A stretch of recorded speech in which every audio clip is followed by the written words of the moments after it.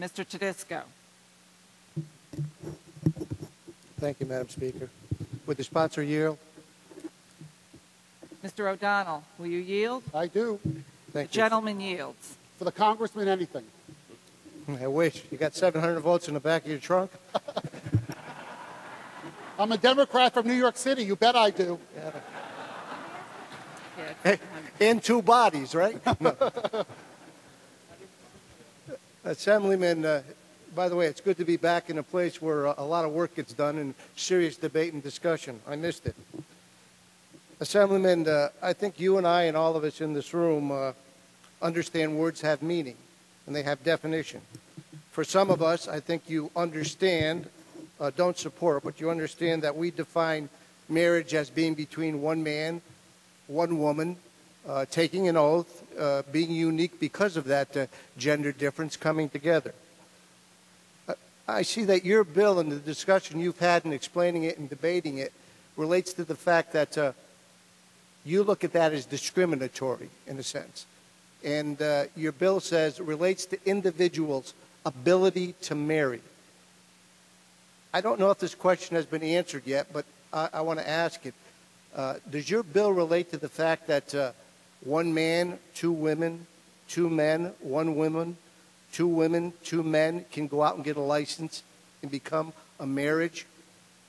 No, it does not. It only relates to changing the provision currently written into the domestic relations law that requires a marriage license, a certificate of marriage that is issued by the state to go to one man and one woman.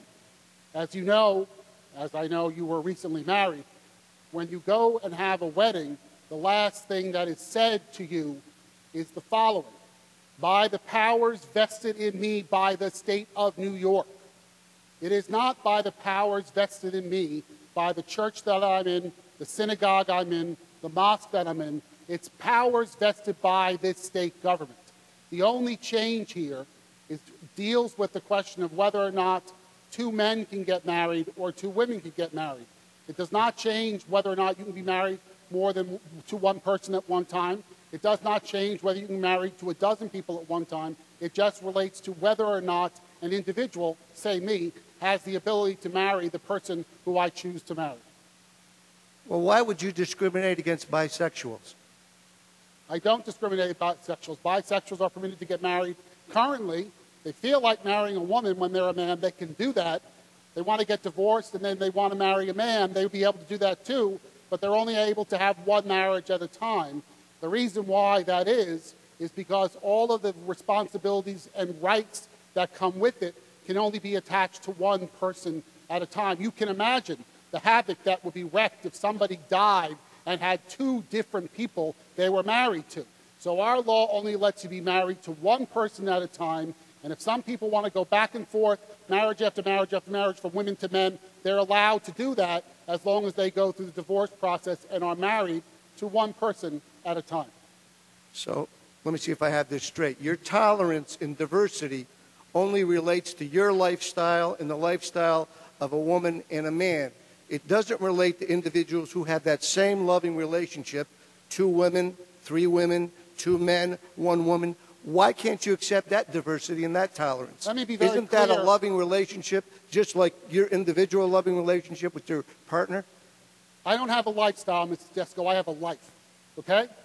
And my life is my life of my choosing. And what I seek to get from this state is something that you chose to get very recently. I hope you're happy in your marriage, and I hope it lasts a long time. There was a time in our state where we didn't permit people to end marriages. They said, you're stuck with each other, too bad whether you like it or not. We no longer do that. So if you're suggesting to me that there are people out in the world who believe that our laws as related to one spouse at a time want to change that, I say knock themselves out, write a bill, come to me and talk to me about why they think that that's the right way for our laws to be. But that would have no impact on my life because I've been engaged for 28 years and I think it's about time I have just what you have too, Mr. Tedisco, a marriage license from my government. Would you support that bill? I would be more than happy to read it if you want to write one. Thank you. On the bill, Madam Speaker. On the bill, Mr. Tedisco. I think you can see the kind of slippery slope we're going down here. words do have definitions. Nobody should tell anybody who to bring into their home, who to bring into their heart, who to bring into their bedroom. But words do have definitions. If you go to Webster's dictionary, it will have a definition of marriage. It's not the Bible. It's not a religious book, but it does talk about two different genders, one man and one woman. Now, what I see here is someone trying to fit into marriage a new definition which fits their agenda and their lifestyle. But when we start to move it to another level, we have a boundary here. The Assemblyman has a boundary. It's for one man, one woman, or one woman and one woman, or one man and one man. But it's not for two men and one woman. It's not for two women and one man.